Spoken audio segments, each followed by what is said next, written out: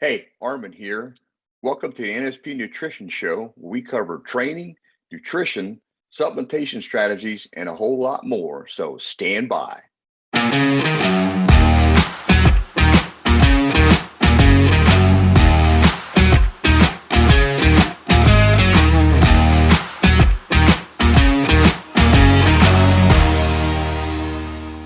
Hey, welcome to the NSP Nutrition Show.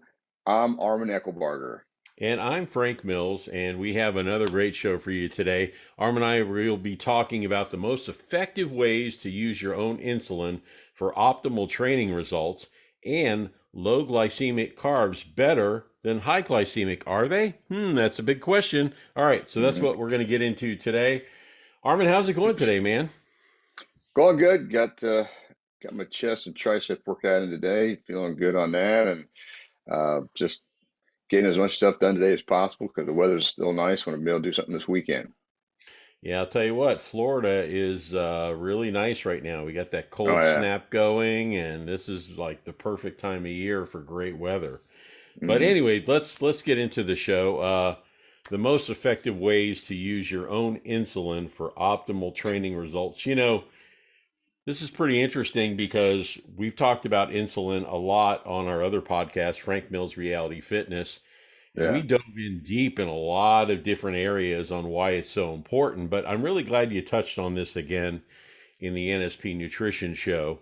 Um, it's a very interesting topic. It affects a lot of people, insulin, diabetes, all that good stuff. So, hmm what made you decide to talk about this topic in the show today? Well, for like the people at the NSP that follow NSP, they're looking for better training results. And Mhm. insulin is a critical factor, whether people realize it or not, when it comes Right, to right. losing body fat and also to help improve the storage of your nutrients into the cells so you get better recovery and training effects. Because insulin can be anabolic with its properties. So I felt like, you know, I run into a lot of people and I ask about it, and they're just not that knowledgeable about it. And I feel like this would be a hmm good thing to get guys to understand or people to understand it. It's pretty important how you manage your insulin, especially for long-term health, because we have a huge problem in this nation and other countries with insulin resistance hmm because people are not using the nutrition the way they should to keep their insulin sensitivity high, which is much better for your health. Because what they're finding is insulin resistance, just on this topic as it is one of the biggest reasons for cardiovascular disease, more so than actual cholesterol. So, hmm and you're seeing it become more common with diabetes because people are just eating this uh, unhealthy food that's full of Right. carbohydrates and sugars, and it's just not working for them. So, but there is benefits to it if you use it the hmm right way. So I want to highlight the benefits of it. Okay. Okay. Well, normally when somebody hears insulin, they automatically think in a negative light and go right to diabetes and think of all these negativity topics and subjects because that's what we've heard when it Yeah. comes to insulin. So it's probably a good thing. Why don't we take a step back and just explain how insulin works?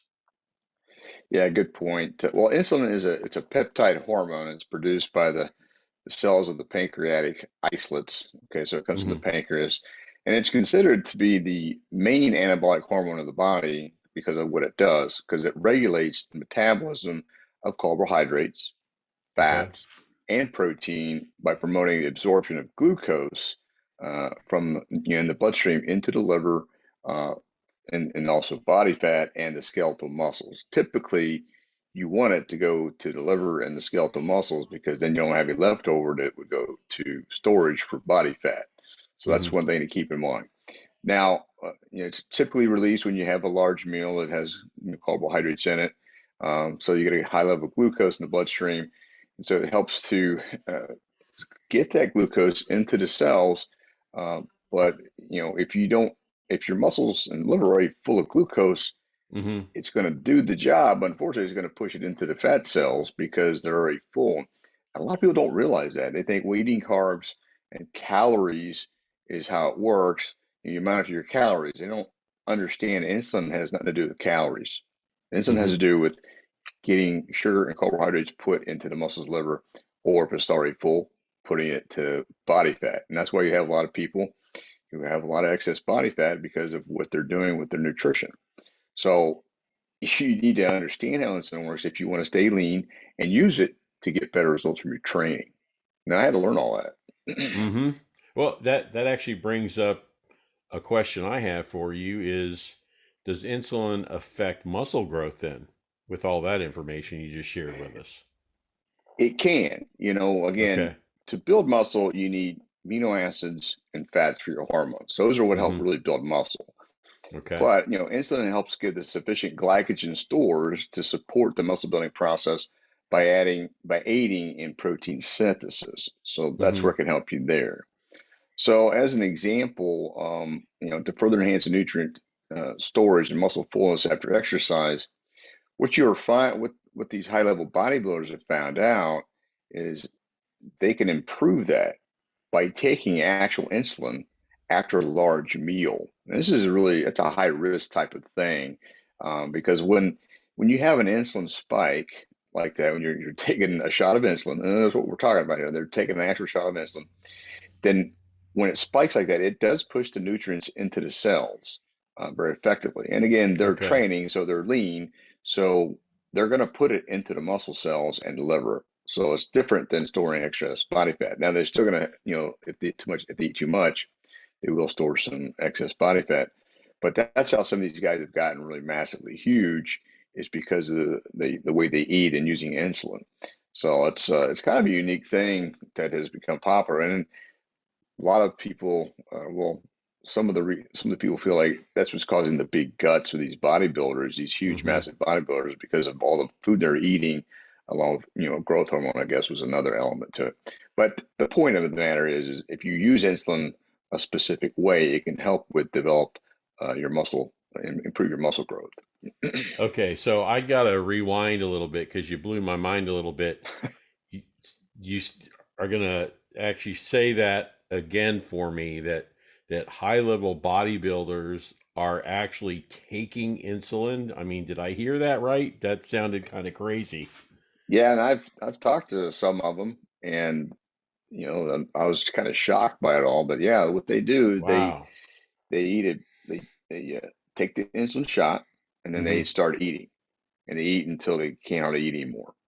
And so with this insulin being elevated at a high level, especially if you have good insulin sensitivity, because you Mm-hmm. do when you're younger, and most of these guys are younger, it's going to push those nutrients right into the cells and help expand or help improve the process of absorbing the nutrients. And it seems to work. So, but at the end of the day, you can still do something similar just naturally, and that's what we want to talk about today. Well, to me, it sounds, I would say a little dangerous, and I don't know if Well, it that's is. something. Yeah, yeah. Wow. Okay. So, Armin, from your experience and for what you know, what's the most effective way to use your own insulin safely and you can get the results that you want?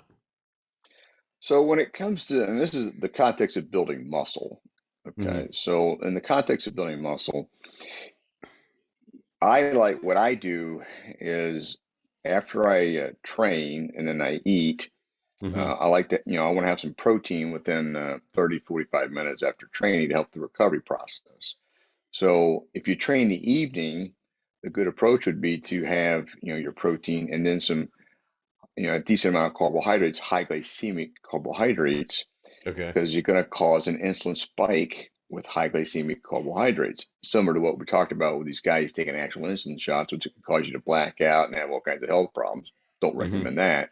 Right. But on a Right. natural level, when you eat the high glycemic carbs, you get the insulin spike to come up, and what happens is when the food's absorbed, then it drops right back down. So it's up and then right back down. Now the nice thing about that is now you go back to burning fat. So for me, I like to use it in the evening.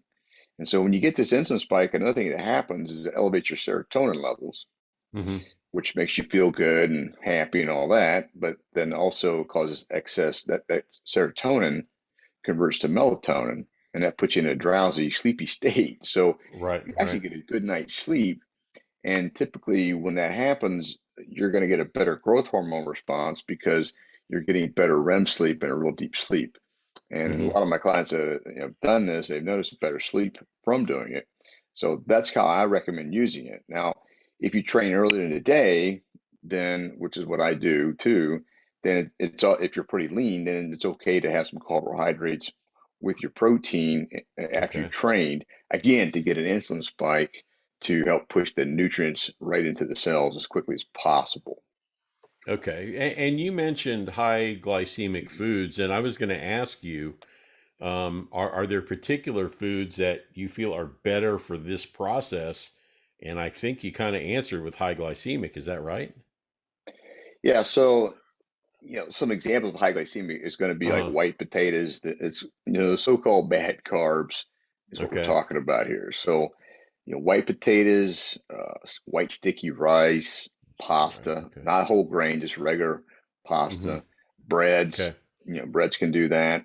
Um, Corn, peas, your starchy vegetables.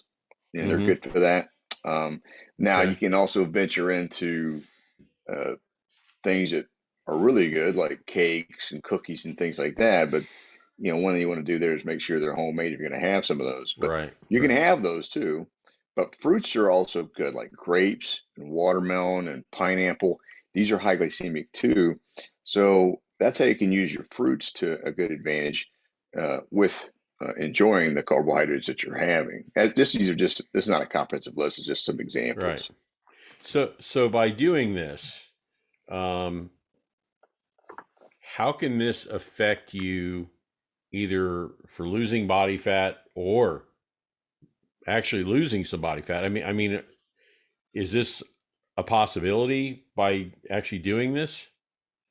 Well, in my opinion, based on my own personal results and work with my clients, you Hmm. get leaner by doing this process. Oh, So, kind of give an example. It's like if you carbohydrate load is what I call it. Okay, okay. the process I use is called carb cycling. But the carbohydrate load in the evening, you get the insulin spike. Okay, then Okay. when it does its thing and it drops right back down, now you go back to fat burning mode. So as you sleep, you got the hormones kicking in. You got they need fats to do the work. So you're going to start burning cholesterol and things to help rebuild the cells because you need cholesterol to do that. Hmm. So that's going to be happening all night long. So you're burning fat, which is great. And then when you wake up, that is still happening. So you're going to continue to burn fat. Hmm. So when you eat, it's better to not have any carbohydrates because you're going to continue to burn fat, but you want to have some protein and fat so that you have good energy and you're also got the amino acids in the system to help again keep protein synthesis working to help build Hmm. muscle tissue. So I go low carb throughout the majority of the day, and then I'll just carb load in the evening. Now, if you're overweight, you have to do it a lot more strategically because you've got a lot of excess body fat you got to get rid of, and so you need to Hmm. let that carb. You got to minimize your carbs a little bit more strategically so that you use more body fat for the energy, but it can still be used to help you with your muscle building process. So I Hmm. don't know, hope that makes sense. It does. I guess the thing I was thinking of as you were explaining that was, there are folks out there that are insulin resistant that have some real problems. Does Yeah. any of this have an effect on those folks? Well, that's a good question and good point. Again, what we're seeing here especially in the United States is a large carbohydrate, sugar-based diet.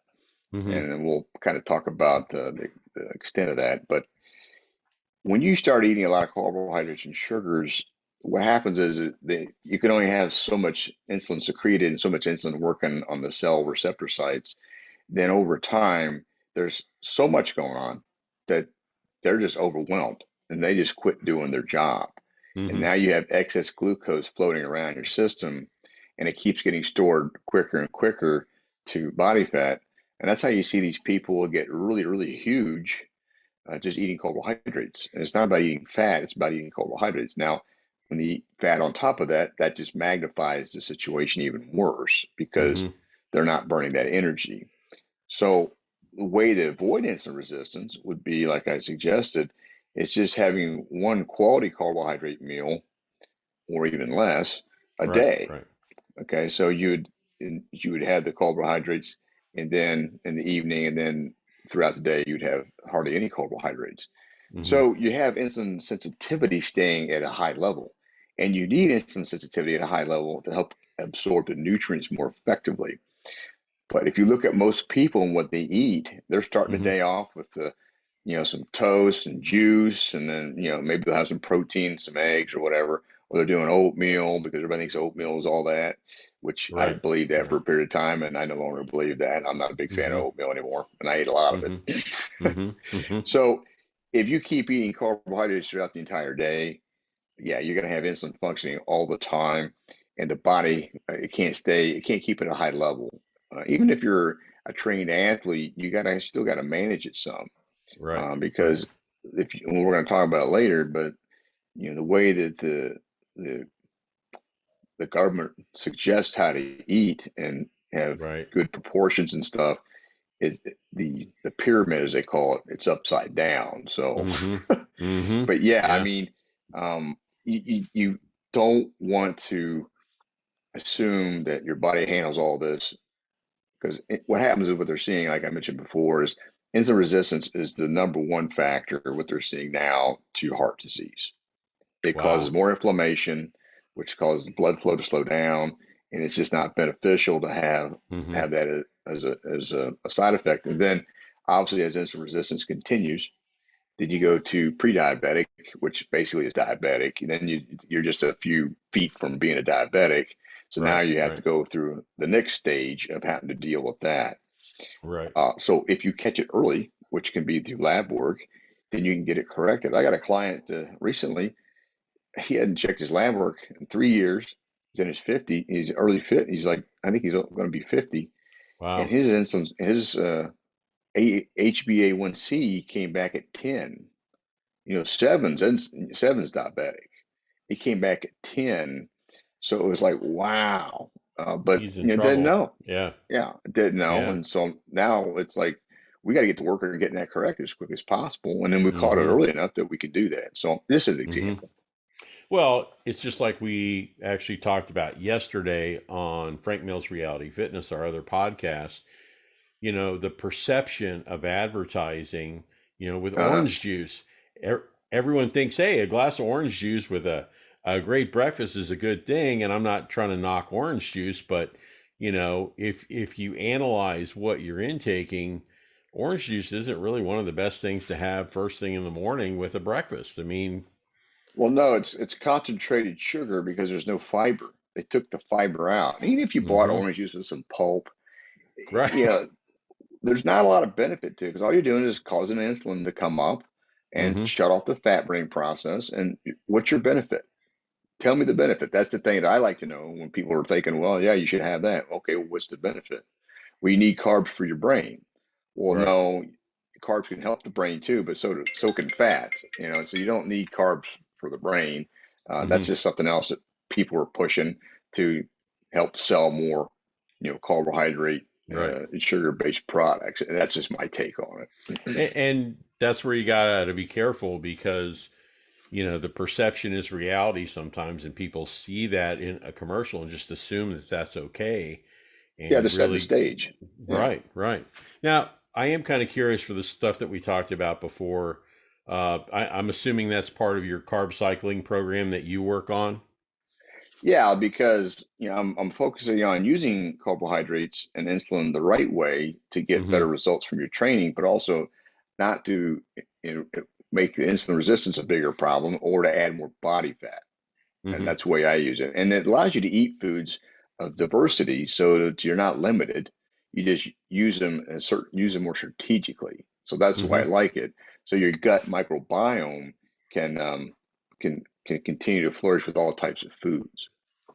And that's the number one reason I think why people fall off of a new nutrition plan or a diet, whatever you want to call it, is because you're told that you can't have certain things.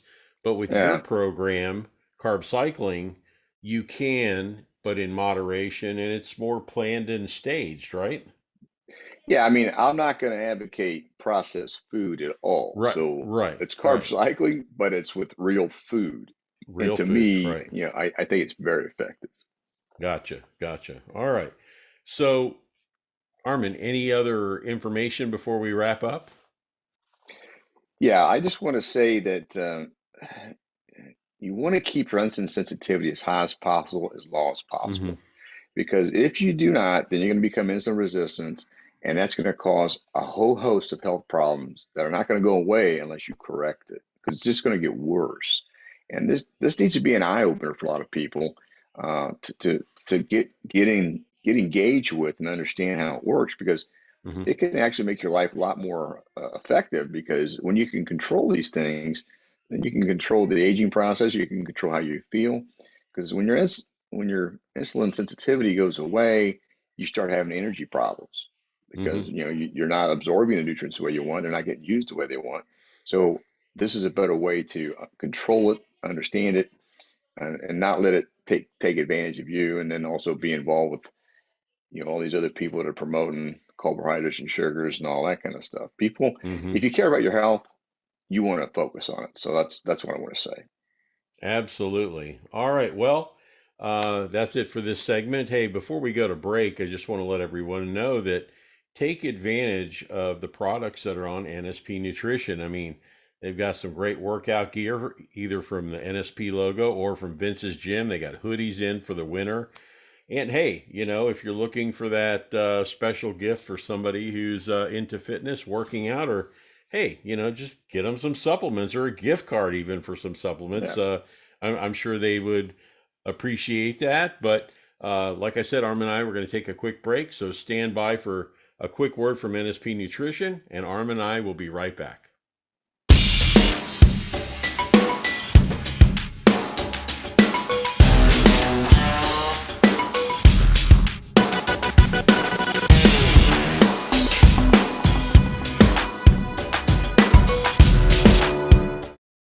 Hey, and welcome back to the NSP Nutrition Show. I'm Arman Eckelbarger.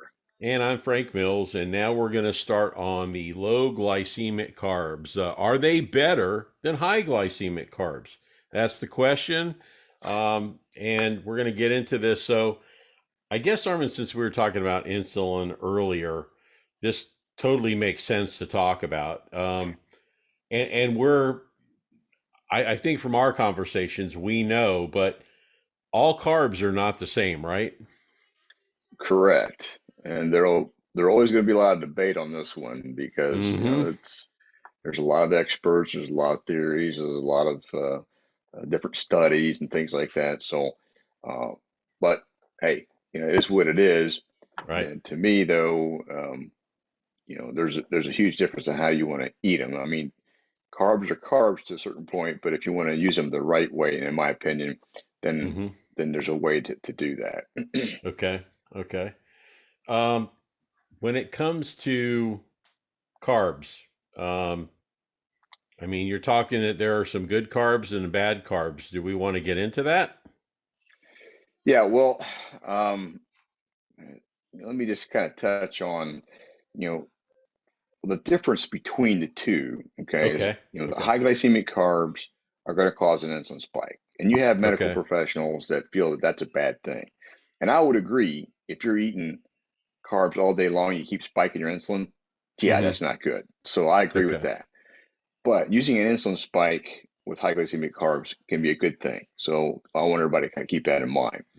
Now, the foods that have a low glycemic load, the Mm-hmm. thing is that they burn slower, and so the experts feel that controls your blood sugar much better and keeps it more balanced. So I get that Hmm. too. It makes a Okay. good point, but it's not going to help push the nutrients into your cells, in my opinion, like the high glycemic carb uh, strategy that I like to use. So Okay. you can still have some, but at the same time, you want to if you want to enhance your training, use the Mm-hmm. high glycemic carbs for after training to get a better effect. But you can also have the low glycemic carbs with that, or if you're going to have some carbs throughout the day. Again, don't recommend very many, just to keep it. Typically, I like to keep it around 30 grams a day. Now that's just pretty Mm-hmm. low. Okay, Okay. until I carbohydrate load for clarity. Okay. All right. So high and low. Let's start with the low. What are some of the low glycemic carbs out there? Okay, so yeah, good question there. Basically, like sweet potatoes, soy Mm. products, Okay. beans. A lot of fruits are low glycemic. Berries are kind of low glycemic. Blueberries and raspberries, Mm-hmm. blackberries, things like that. Milk, pasta, different grainy types of pasta, grainy breads are going to be lower glycemic. Mm-hmm. Oats, lentils, and things like that. So they're going to burn kind of slow and steady. So if you're going to use those, again, I would use them as in conjunction with your high glycemic carbs if you just want to use it to kind of fill up a little bit. Right. But Right. at the end of the day, you want to not have a lot of those all the time as your main focus of your Mm-hmm. carbohydrate intake, in my opinion. So that's kind of where I'm at with it. Yeah, it's kind of funny that you brought up sweet potatoes because we were out to dinner the other night and Hmm. a friend of ours, he got sweet potato fries. And I'm like, okay. And he goes, yeah, I order these because these are much healthier than normal fries. And I didn't say a Yeah. word. I'm just, Well, okay, that's what I'm dude. talking about. Yeah. I mean, Yeah. a nutritionist or dietitian comes in and says, "Well, yeah, they're better for you because they're low glycemic." But a fry is a fry, Right. whether they want to realize that or not. So that's Right. not Right. it's not a vegetable as some people Right. think it is. So, uh, anyways, but yeah, I can only imagine. All right. So we touched on some of the low glycemic. What are some of the high glycemic carbs out there? Okay, so like I kind of mentioned earlier, this is going to be like white sticky rice, white potatoes. Right. Right. You're going to add, I mean, fruits such as grapes and watermelon and pineapple, papaya, things like that, and Mm-hmm. your different dairy products that are sweetened with fruits, like yogurts, are typically like that too. Mm, So, okay. you know, again, we want quality high glycemic carbs. So again, peas and corn are another good combination to add into that. But you again use them in the right way, and you'll get a lot of benefit from them. But those are just some examples. It's not an exhaustive list, but that's some examples. Absolutely. Absolutely. Um, I guess when it comes to eating these high glycemic carbs, I always think, and I heard you say towards the beginning of the show, talking about there's certain time frames to eat and not to eat them. Is there a better time to eat high glycemic carbs? In my opinion, absolutely yes. Okay, so Okay. if you consume high glycemic carbs, with like 30 to 45 minutes after your training with some protein, it's going to Hmm. help push those nutrients because you get the insulin spike. It's going to help push those nutrients into the cells very effectively. So you're Okay. less likely to have, any spillover.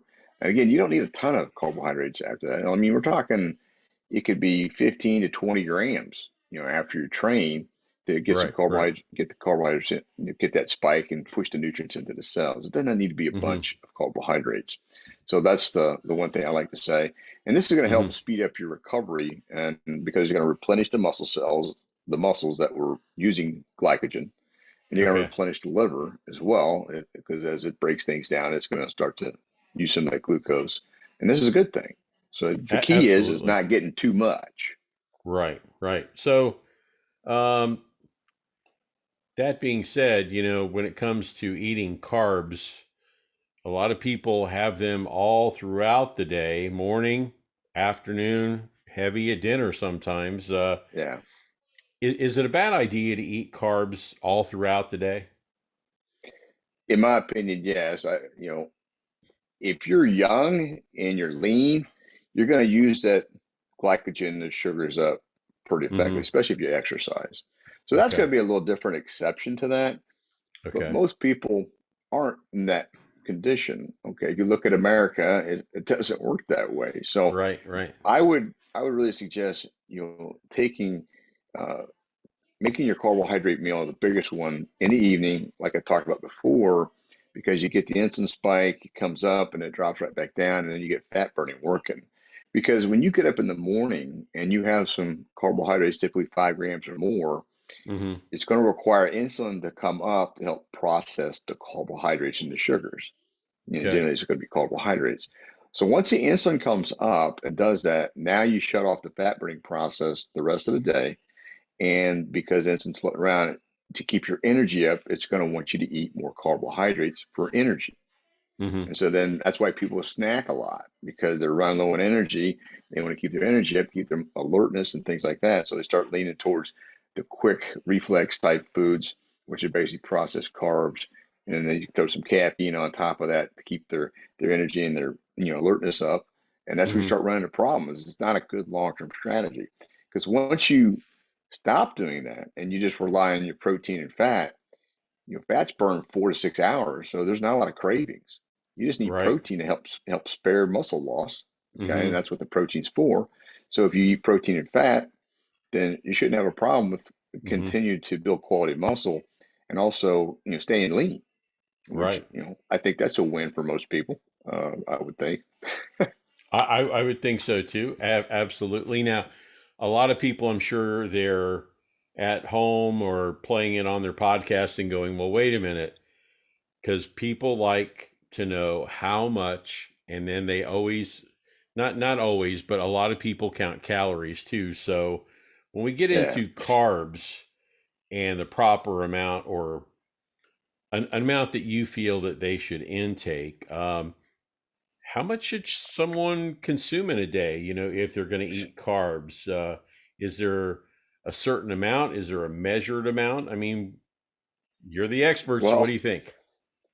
well, in my opinion, there's a lot of ways to approach it. Okay, but Right. let me just say this: the dietary guidelines Mm-hmm. for American recommends your diet be 45 to 65% carbohydrates as part of your daily calorie intake. I Wow. mean, okay, so let's look at that. So if you get 2,000 calories a day, for something like me, I need 2,000, 2,500 calories a day minimum Okay. to maintain where I'm at. So between 900 and 1,300 of your calories are going to be from carbohydrates. Okay, so that's going to translate to 225 to 325 grams of carbohydrates a day. So can you imagine all the insulin that's going to be needed to process that every Wow. single day? I mean, let's get real, people. Right. Right. That is not a good thing. That's horrible. And it's not even Hmm. necessary. And most of those carbs are not going to be real food. They're going to be processed food, quick to reach type of things. So Mm-hmm. uh, I don't think you should be consuming near that. So to me, if you're trying to stay lean, then I keep my main part of the day with 30 grams or less. And if I'm going to carbohydrate load in the evening, then I may do 100 to 200 grams of carbs Right. total. Right. Okay, at the most, just to load. But I don't carbohydrate load every single night either, because it's not necessary. Right. You don't burn Right. up all your glycogen just from one workout session. It doesn't work. That doesn't happen. You burn up Right. some. Right. You're not gonna burn it all off. So I That's would a boatload focus of on. insulin too, right? Oh yeah. So yeah, I would.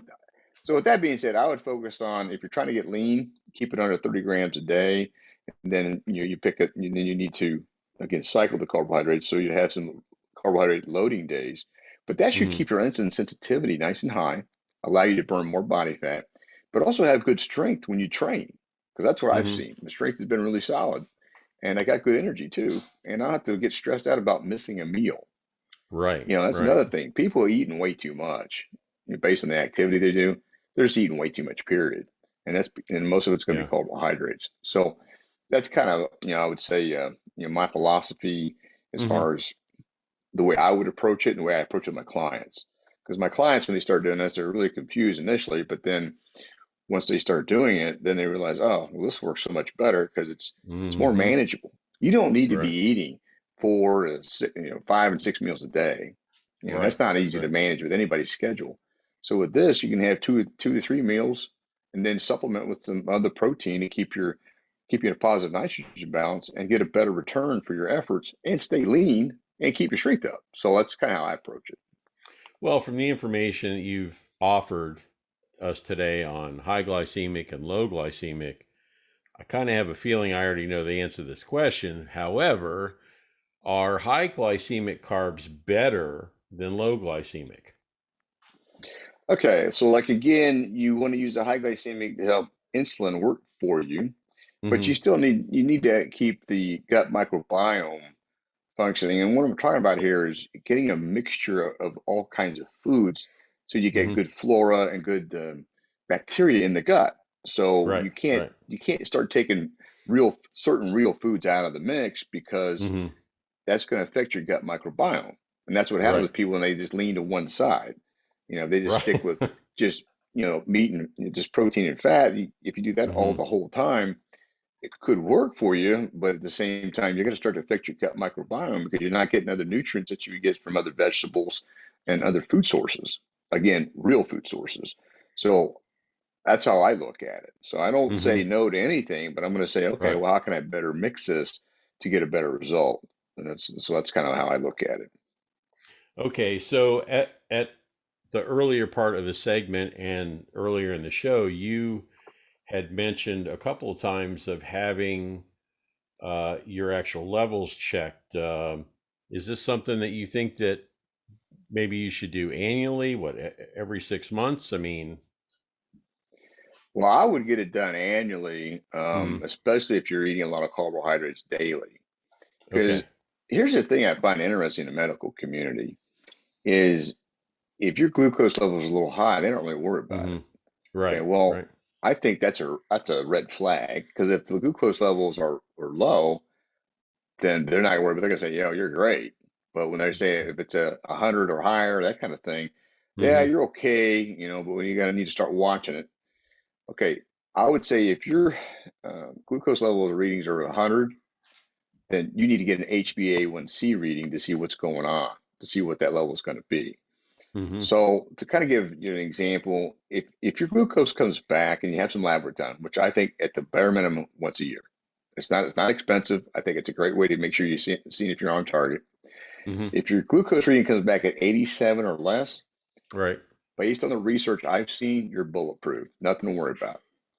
Now, if it starts coming back higher than that, then I would get the HbA1c reading done because Hmm. you want that level when you get the results from that. You want to be between 4 to 5.6% and then an ideal range. You don't want it super low, but you want to be in your Right. ideal range. Okay, so once it starts getting between 5.7 and 6.4, they call that pre-diabetes, okay, which basically means you're going to be diabetic. So anything higher than that, then you are diabetic. So that they have these little Hmm. gray areas.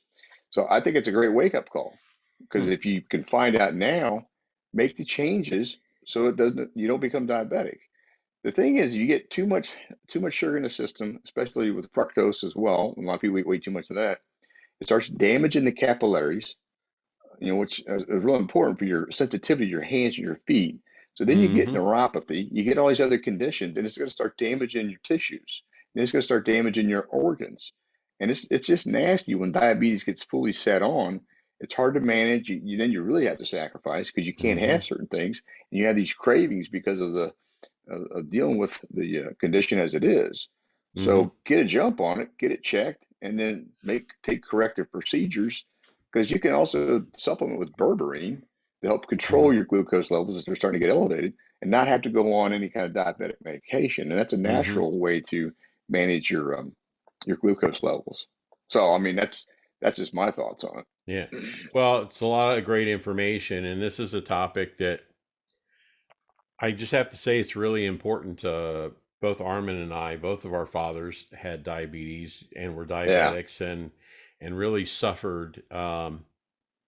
Well, in Hmm. a lot of ways, that was really unfortunate because they weren't taking care of themselves, and it was tough for me. I know it was tough for you, Armin, but that's why we do these Yeah. shows, both Reality Fitness and the NSP Nutrition Show, is if we can help one person avoid that or any other health issue, Yeah. then job well done, and it was well worth all the time that we spend planning it a show and taking our time to do the shows. Mhm. We want you to enjoy life. We want you to be healthy. And this is a topic that, like I said, we've covered on both shows, and it's pretty important to us. So hopefully everyone either listening or watching got something out of it and will Yeah. help them.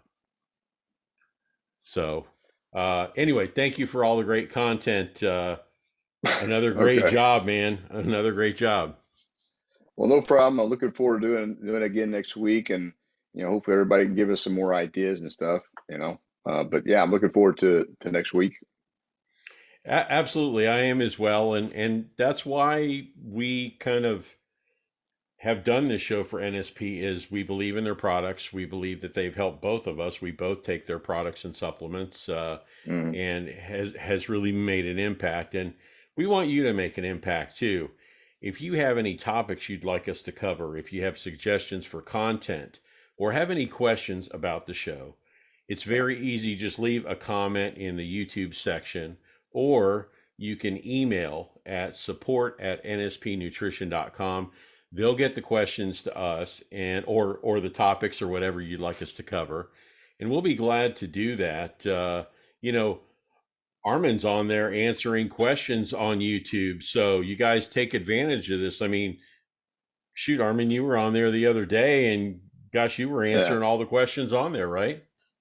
Well, yeah, I want to make sure we're trying to address everything and keep some Uh-huh. clarity into the content. So, yeah, I mean, it won't always be perfect. Don't get me wrong, but I mean, we're here to give as much help as we can. So, Right, right. And gosh, we've already done a show on Vince because it was requested, and then we did yeah.